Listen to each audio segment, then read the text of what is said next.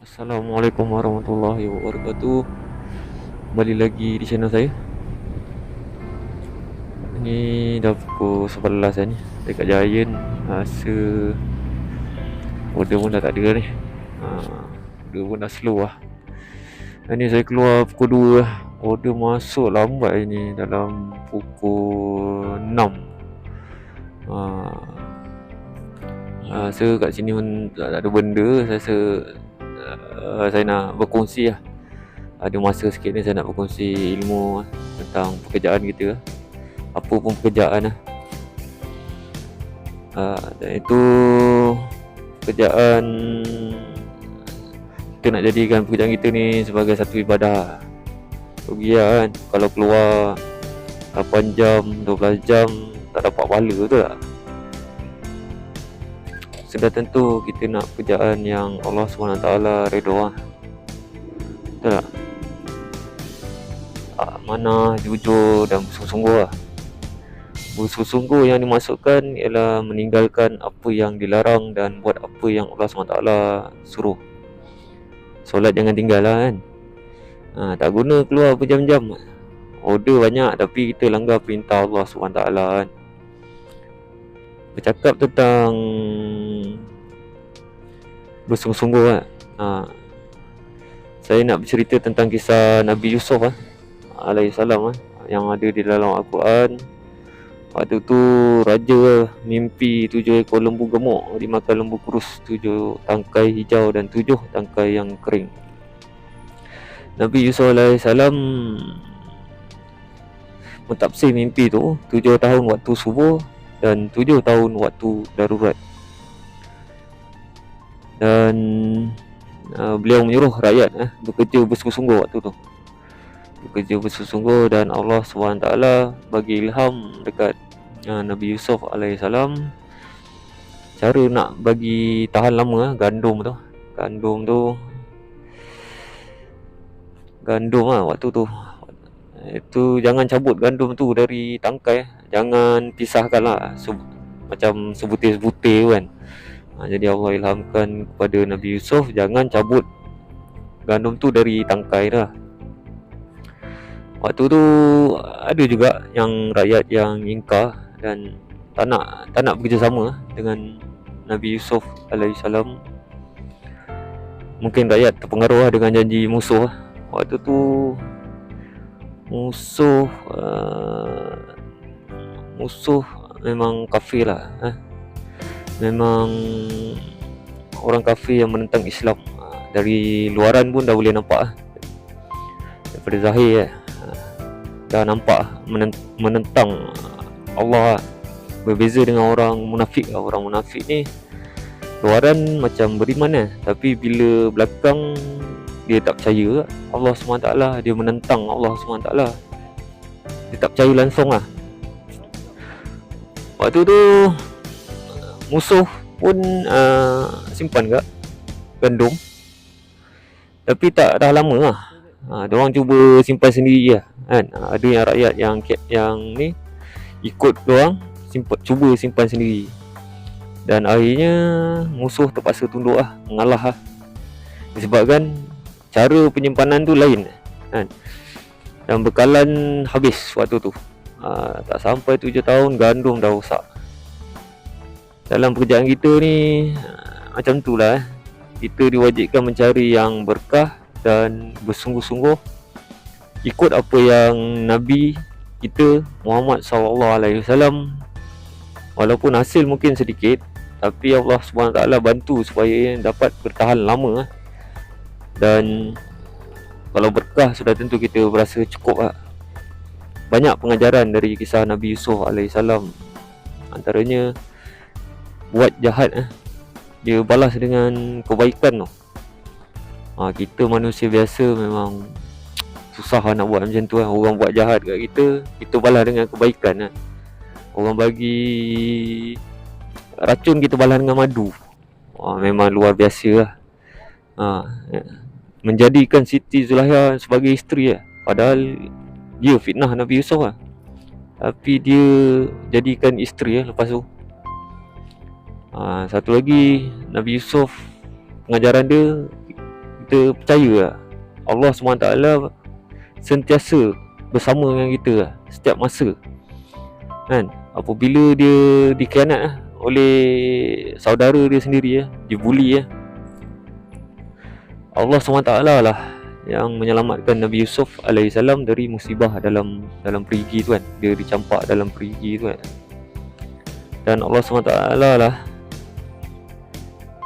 yang menyelamatkan Nabi Yusuf daripada godaan Siti Zulaiha. Waktu tu belum jadi isteri lagi lah kan. Lepas tu difitnah masuk penjara kan. Banyak pengajaran dia. Allah SWT tidak tidur dia tak tidur dan sentiasa memerhatikan hambanya. Jadi kita kena pasang niat baik kerana Allah SWT. Kita niat kerana Allah SWT.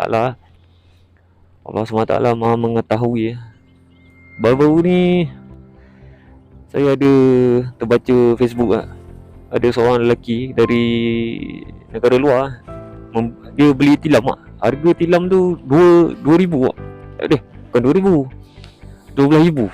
Gila tilam harga 12,000 dia semata-mata nak dapatkan tidur yang lena, tidur nyenyak, nyaman. Jadi jelas kat situ kan, Allah SWT kalau dia tak izinkan nyenyak, nyaman, tenang, lena, duit harta setinggi gunung pun tak boleh beli nyenyak tu, lena tu, ketenangan, kepuasan. Duit setinggi gunung pun tak boleh. Kalau makan kan, kalau makan tu tak kenyang. Kalau Allah tak izinkan tak kenyang kan. Tapi kalau berkah, insya-Allah kita makan sekali je kita dah rasa cukup, puas, kenyang. Mungkin ada yang kata kan, zaman sekarang ni orang tak fikirlah halal haram ni kan. Dan kita pun tak boleh lari Contoh macam bank, riba, makanan yang tak jelas syubhat. Dan banyak lagi akibatnya bila berniaga kita tak jujur barang beli sekejap je rosak. Baru beli hari ni, esok dah kena tukar. Beli hari ni seminggu, tak sampai setahun dah kena tukar lagi kan. Makanan pun banyak bahan-bahan yang dikurangkan kan, nak untung kan. Kadang-kadang makanan yang dah tak elok yang dah tak boleh dimakan, di recycle balik, jual balik.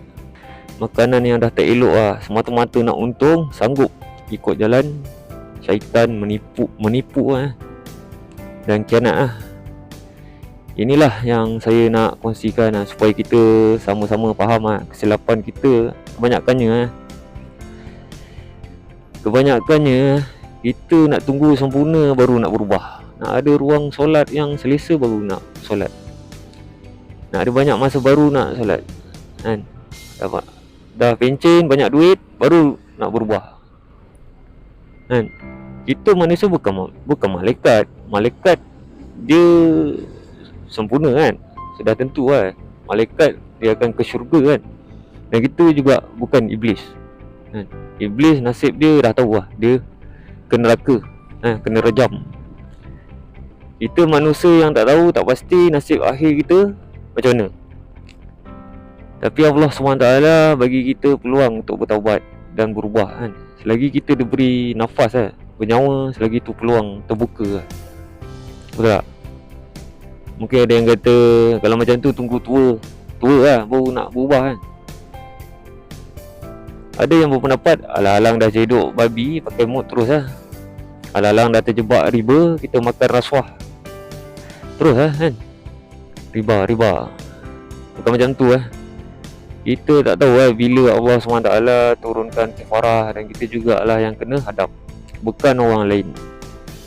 Allah SWT Maha Adil waktu tu mampukah kita nak hadap dosa-dosa yang kita lakukan?